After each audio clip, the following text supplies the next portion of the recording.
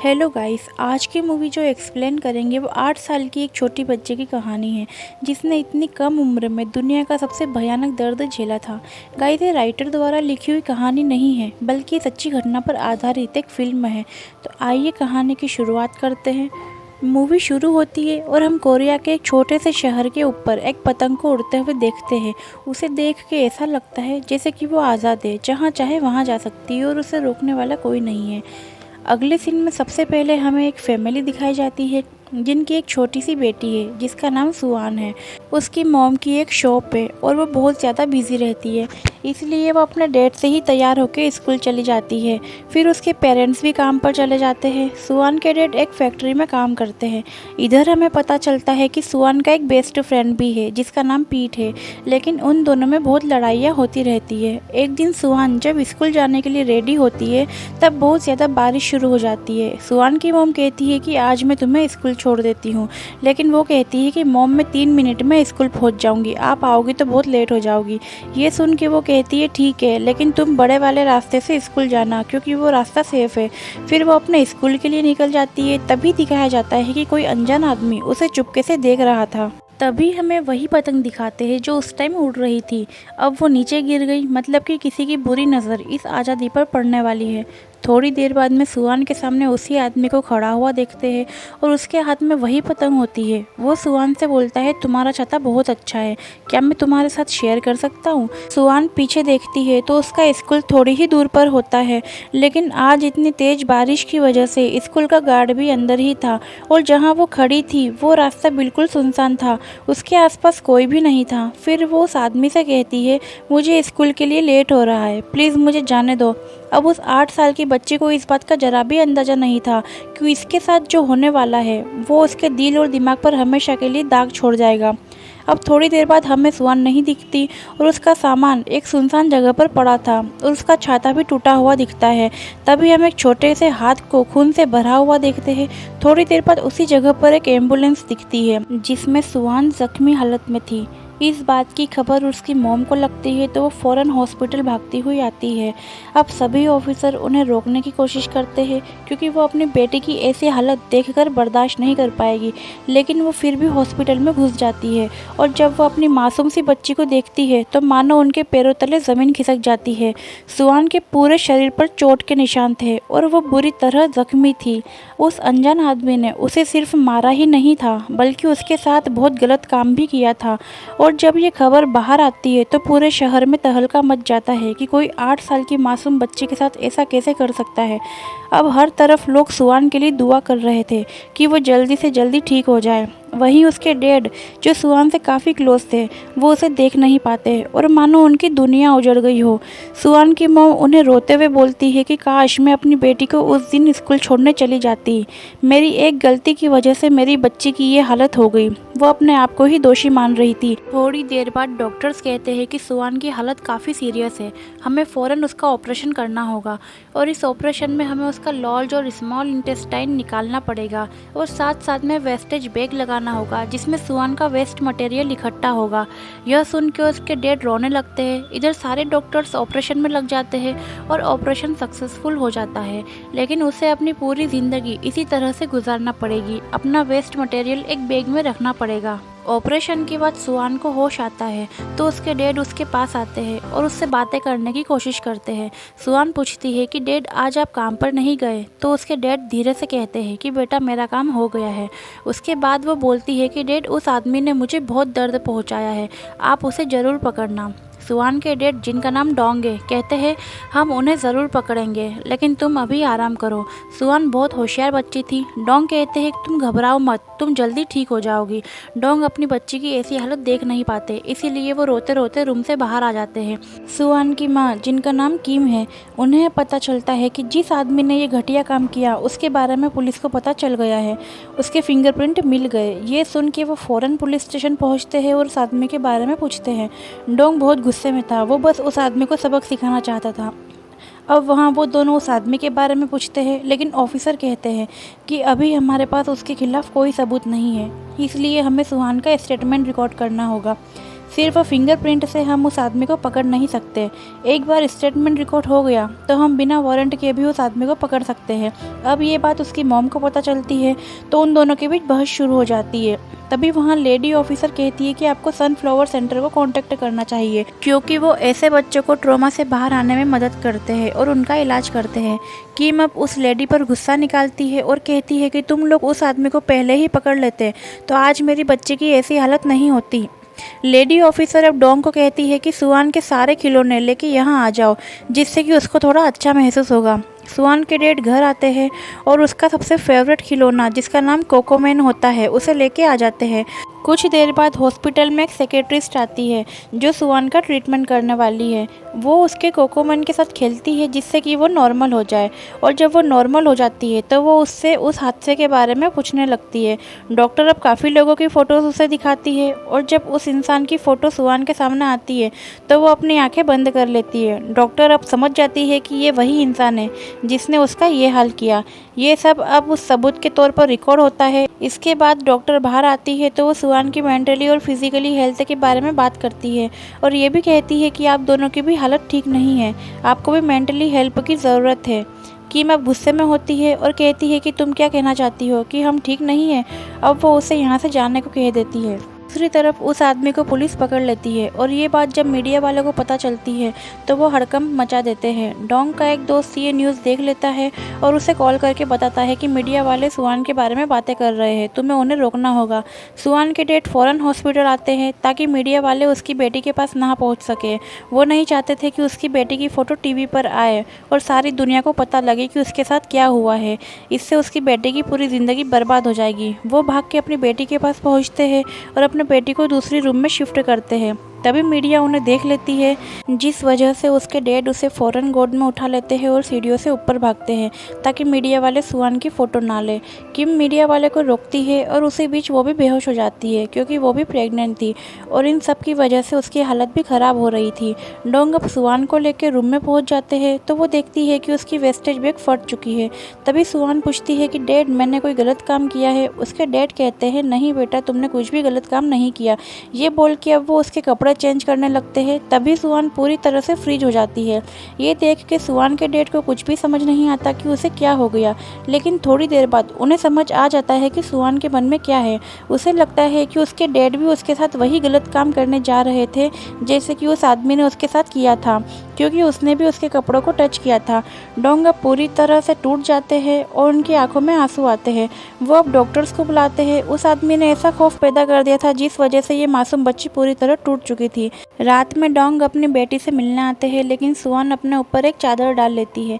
ये देख के उसके डैड समझ जाते हैं कि आज शाम को जो भी हुआ उससे सुआन नजरें नहीं मिला पा रही। डोंग कहते हैं मैं बाहर हूँ, तुम ऐसे मत बैठो, तुम्हें कुछ भी चाहिए तो तुम मुझे आवाज़ लगा देना। कुछ दिनों बाद सुआन की मॉम की भी उसी हॉस्पिटल में डिलीवरी होने वाली थी। इस वजह से ट्रीटमेंट का बिल भी बढ़ता जा रहा था और उनके पास इतने पैसे नहीं थे कि वो उसे भर सके। इसलिए डोंग अपने दोस्त को कॉल लगाता है ताकि वो मदद कर सके। दोस्त कहता है तुम टेंशन मत लो, मैं पैसे दे दूंगा और ये मत समझना कि तुम छुट्टी पर हो, मैं तुम्हारे बदले यहाँ पर काम कर रहा हूँ और तुम्हें इसके पैसे मिलेंगे। डोंग का दोस्त दिल का काफ़ी अच्छा था। उसकी बातें सुन के डोंग को खुशी मिलती है। अगले सीन में उस आदमी की कोर्ट में पेशी होती है। जब उसे पहली बार सुआन के डैड देखते हैं तो बहुत गुस्से में होते हैं। उनका बस चलता तो वो उसे वहीं मार देते, लेकिन वो कंट्रोल कर रहे थे। इधर वो आदमी क्लियर मना कर देता है कि उसने ऐसा कुछ भी नहीं किया, लेकिन इस आदमी के खिलाफ पूरे सबूत होते हैं। लेकिन वो आदमी कहता है मेरे कपड़े चोरी हो गए थे। इसके बाद कोर्ट इस केस की अगली डेट 25 सितंबर की रखते हैं। इस बात से डोंग का दोस्त बहुत गुस्से में आ जाता है। वो अपने जूते उतार के उस आदमी को मार के कहता है कि तुम इंसान नहीं हैवान हो और तुम सिर्फ नरक में जाओगे। सुआन के डैड वापस हॉस्पिटल आते हैं तो देखते हैं कि कुछ लोग उसकी बेटी के रूम में कार्टून की ड्रेस पहनकर डांस कर रहे थे। ये देख के सुआन बहुत खुश होती है और वो भी साथ में डांस कर रही थी। ये सब सेक्रेटरीज के कहने पर किया जा रहा था जिसे सुआन नॉर्मल फील कर सके। उस ड्रेस के अंदर सुआन की मॉम और उसकी दोस्त होती है। रात में सेक्रेटरीज कहती है कि हमें ये डेली करना होगा, इससे सुआन का स्ट्रेस कम होगा। लेकिन इस कार्टून की ड्रेस का बहुत ज़्यादा खर्चा आ रहा था जो डोंग उठा नहीं पाएगा। डोंग कार्टून वाली ड्रेस की पेमेंट करता है और पूछता है कि अगर मैं इसे लेना चाहूँ तो कितने में मिल जाएगी। वो कहता है $200, लेकिन डोंग के पास इतने पैसे नहीं होते, इसलिए वो कहता है कि क्या तुम इसे EMI पर दे सकते हो, मैं धीरे धीरे तुम्हारे पैसे दे दूंगा। ये सुन के वो आदमी समझ जाता है कि डोंग अभी मुसीबत में है, तो वो उसे एक ड्रेस फ्री में दे देता है और कहता है कि तुम्हारा काम हो जाए तो तुम वापस दे देना। रात में डोंग उसी ड्रेस को पहन के सुआन के पास आता है। ये ड्रेस कोकोमैन की थी जो कि सुआन का फेवरेट कार्टून है। वो इसे अपने पास देख के बहुत खुश होती है। डोंग उसे एक बोर्ड देता है जिस पर लिखकर वो अपनी बात कह सके। सुआन कहती है तुम्हारे दोस्त कहाँ हैं? डोंग कहता है वो सब अपने घर चले गए। सुआन कहती है अब तुम भी अपने घर जाओ, तुम्हारे दोस्त वेट कर रहे होंगे। जैसे ही डोंग वहाँ से जाने लगता है सुआन उसे गले लगा लेती है। कुछ टाइम बाद सुआन की सेक्रेटरी उसकी अच्छी दोस्त बन जाती है। ये दोनों साथ में बहुत बातें करते हैं। डॉक्टर कहते हैं तुम हॉस्पिटल से जाने के बाद सबसे पहले कहाँ जाओगी? सुआन कहती है मेरा मन स्कूल जाने का है, लेकिन मैं नहीं जाऊँगी। तो डॉक्टर पूछती है कि क्यों नहीं जाना चाहती? सुआन कहती है मुझे शर्म आती है क्योंकि मेरे साथ जो भी हुआ वो मेरे दोस्तों को पता है, वो मेरा मजाक उड़ाएंगे। ये भी कहती है कि मेरी इस हालत की वजह से मेरे डैड काम पर नहीं जा रहे और मेरी मॉम भी बीमार रहती है। मेरे इलाज में बहुत पैसे खर्च हुए जो मेरे डैड चुका नहीं पा रहे। वो अपने दिल की बात बताती है कि जब भी मैं सोने जाती हूँ तब गॉड से प्रे करती हूँ कि ये सब सपना हो, लेकिन सुबह उठती हूँ तो सब कुछ वैसा ही होता। अब वो ऐसी बात बोलती है जिसे सुन के डॉक्टर भी हैरान हो जाती है। सुआन कहती है कि मेरी दादी कहती थी कि उन्हें जल्दी से मौत आ जाए और मुझे भी ऐसा ही लग रहा है कि मैं मर जाऊं। ये बातें अब वो सुआन के मॉम डैड को बताती है और उसे घर ले जाने को भी कहते हैं क्योंकि जो घाव सुआन के दिमाग में लग गया है उसे भरने में काफ़ी समय लगेगा। तभी हम सुआन के बेस्ट फ्रेंड पीट को देखते हैं। वो सुआन को बहुत मिस करता है और उसके लिए नोट्स छोड़ देता है कि जब वो वापस आए तो उसके नोट्स को पढ़ के अच्छा फील करे। अगली सुबह वो घर जाने के लिए रेडी हो जाते हैं, लेकिन सुआन अभी भी अपने डेट की तरफ नहीं देखती, इसीलिए कार में भी पर्दा लगा देते हैं जिससे सुआन कंफर्टेबल फील कर रहे हैं। थोड़ी देर में ये लोग घर पहुंचने वाले होते हैं, लेकिन सुआन उस जगह को वापस देखती है जहां उसके साथ ये सब हुआ तो उसकी तबीयत वापस बिगड़ने लगती है। उसके डैड तभी गाड़ी में से उसे बाहर निकालते हैं और गाड़ी से उतरते ही उसे उल्टियाँ शुरू हो जाती है। वो जगह सुआन को उस हादसे की याद दिलाता था, लेकिन थोड़ी देर बाद जब वो अपने घर का गेट देखती है तो वहाँ काफ़ी सारे नोट्स लगे थे जो उसके दोस्तों ने उसके लिए बनाए थे, जिसमें काफ़ी अच्छी अच्छी बातें थी और ये देख के सुआन के अंदर हिम्मत आ जाती है। अगले दिन उसके घर के बाहर पीट आता है। डोंग पूछता है क्या तुम सुआन से मिलने आए हो? डोंग अब मजाक करता है कि मैंने सुना तुम उसके साथ नहीं खेलते क्योंकि उसका हेड बहुत बड़ा है। पीट कहता है कि नहीं, ये सिर्फ लोग अफवाह फैला रहे हैं। बोलते बोलते वो रोने लगता है। डोंग पूछता है कि रो क्यों रहे हो? पीट कहता है मैं उस दिन सुआन के साथ स्कूल जाता तो उसके साथ ऐसा नहीं होता और कहता है कि मैं अब हमेशा उसके साथ रहूँगा, उससे कभी भी लड़ाई नहीं करूँगा। ये देख के डोंग उसे गले लगा लेते हैं। दूसरी तरफ सुआन में हिम्मत आ गई थी क्योंकि उसे पता चल गया था कि उसके दोस्त भी उसके साथ है, इसीलिए वो अब स्कूल जाने के लिए तैयार हो जाती है। लेकिन उसकी बॉडी पर लगे उस वेस्टेज बैग से काफ़ी दिक्कत हो रही थी। उसे लग रहा था कि स्कूल में किसी ने उससे पूछा कि इसमें क्या है तो वो क्या जवाब देगी, लेकिन वो फिर भी हिम्मत करके निकल जाती है और उसके पीछे पीछे उसके दोस्त भी होते हैं, इसीलिए वो घबरा जाती है। तभी उसे कोकोमैन दिखते हैं। उसे देख के उसके चेहरे पर स्माइल आ जाती है। उसके डैड हर टाइम उसे खुश रखने की कोशिश कर रहे थे, इसीलिए वो बार बार कोकोमैन बनकर उसके सामने आ रहे थे। उसके डैड अब उसे एक बैग गिफ्ट करते हैं जिसे वो अपने वेस्टेज बैग की जगह बांध लेती है ताकि जब भी कोई उसे पूछे तो वो बोल दे कि इस बैग में चॉकलेट्स है। स्कूल में अब दोस्त पूछते हैं कि इस बैग में क्या है, वो कहती है कैंडी। वो कैंडीज को शेयर भी करती है। रास्ते में जब वो घर आती है तो वो फिर से वही कोकोमैन उसके साथ होता है, लेकिन अब वो समझ जाती है कि उसके अंदर कोई और नहीं बल्कि उसके डैड है, क्योंकि वो कोकोमैन से बात करने का सोचती है लेकिन डोंग उसका जवाब नहीं देता। तब वो उसे लेके अपनी मॉम के पास जाती है और कहती है कि क्या इसके अंदर मेरे डैड है। ये बोलने के बाद उसकी मॉम मास्क निकालती है तो उसके अंदर उसके डैड ही होते हैं जो पूरा पसीने में भीगे हुए थे। सुआन अपने डैड के आंसू पोंछती है।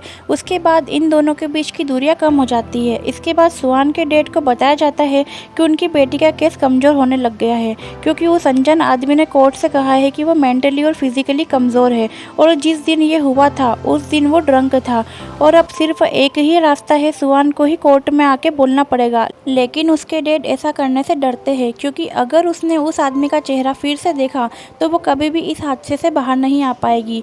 इसीलिए वो फैसला करते हैं कि वो खुद उस आदमी से मिलने जाएंगे। डोंग अब उससे मिलने जाता है तो वो आदमी कहता है कि ऐसा काम कोई हैवान ही कर सकता है, ऐसा मैंने कुछ नहीं किया। अब वो एक समझौता करता है कि अभी उसके पास पैसे नहीं है, लेकिन थोड़े दिन में वो कमाने लग जाएगा तो वो डोंग को पैसे दे देगा, इसीलिए वो केस वापस ले ले। डोंग को वो धमकी भी देता है कि अगर तुमने ये केस वापस नहीं लिया तो कुछ दिन में मैं जेल से बाहर आ जाऊंगा, और जो मैंने एक बार किया है वो मैं दोबारा भी कर सकता हूँ। ये सुन के डोंग होश खो देता है और उसे बहुत ज़्यादा गुस्सा आता है। वो चेयर को उठा के खींच के मारता है। अगले दिन कोर्ट में फिर से सुनवाई होती है और वहाँ सुहान भी थी। उसे अब उस आदमी का चेहरा दिखाया जाता है और वो उसे देखते ही पहचान जाती है, लेकिन उस आदमी का लॉयर उस केस को घुमाने की कोशिश करता है। कहता है वो आदमी उस दिन ड्रंक था, उसकी कोई गलती नहीं है। वो आदमी भी कहता है मैंने कोई जुर्म नहीं किया, अगर मैंने ऐसा किया तो मुझे मौत की सज़ा दे दो। उसके बाद जज अपना फैसला सुनाते हैं। यहाँ डोंग की आंखों में आंसू और गुस्सा होता है। उस आदमी को 12 साल की सज़ा सुनाई जाती है और ये सुनते ही डोंग का दोस्त जज से कहता है कि आप ऐसा कैसे कर सकते हैं, इसे तो मौत की सज़ा मिलनी चाहिए। ये देख के सुहान की मॉम भी बहुत गुस्से में आ जाती है और कहती है आज मेरी बेटी मरते मरते बची है और आप इस हैवान को सिर्फ 12 साल की सज़ा कैसे दे सकते हैं, इसे मौत की सज़ा मिलनी चाहिए। जज कहते हैं यही मेरा ऑर्डर है। ये सब सुहान देख रही थी। अब लास्ट में उस आदमी को ले जाया जाता है। तब डोंग अपने आप पर काबू नहीं पाते और उस आदमी को मारने जाते। तभी सुहान उनका पैर पकड़ लेती है और रोते हुए कहती है कि डैड प्लीज़ घर चलो। ये देख के कोर्ट में सभी लोगों की आंखें नम हो जाती है और सभी रोने लगते हैं और डोंग अपनी बेटी को उठाकर रोते हुए वहाँ से निकल जाते हैं। कुछ दिन बाद सुहान का भाई पैदा होता है। उसे देख के सारे लोग बहुत खुश होते हैं और सब कुछ पहले जैसा हो जाता है। पर उस दिन का हादसा अभी भी सुहान के दिमाग में बिल्कुल साफ है और उसे मिटाने में शायद उसे पूरी ज़िंदगी लग जाए। वो काफ़ी बार स्कूल ऑफ होने से पहले ही घर आ जाती है, शायद इसी डर की वजह से। लेकिन उसके साथ अब उसका भाई भी है जिसके साथ वो मस्ती करके खुश हो जाती है। कहानी के आखिरी में हमें बताया जाता है कि उस आदमी की सज़ा 12 से 20 साल कर दी जाती है। दोस्तों, ये कहानी एक सच्ची घटना पर आधारित है। ये हादसा 2008 में हुआ था जिसने एक हंसते खेलते परिवार को हिला के रख दिया था।